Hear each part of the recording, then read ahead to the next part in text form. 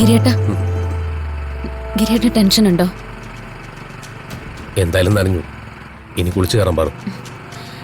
അച്ഛനെ വിഷമിപ്പിക്കുന്നതിൽ ഗിരിയേട്ടന് പ്രയാസമുണ്ടെന്ന് എനിക്കറിയാം. പക്ഷെ ഇതല്ലാതെ വേറെ മാർഗമില്ലല്ലോ.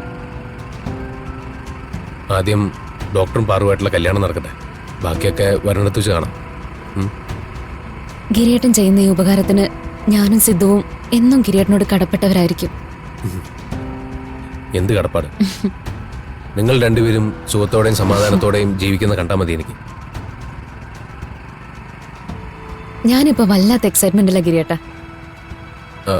എന്നുവെച്ചാ ഞാനും സിദ്ധുവായിട്ടുള്ള വിവാഹത്തിന് ഇനി മണിക്കൂറുകൾ മാത്രമല്ലേ ഉള്ളൂ. അതിന്റെ ഒരു സന്തോഷം. നാളെ നേരത്തെ ഞാൻ സിദ്ധുവിനൊപ്പായിരിക്കും.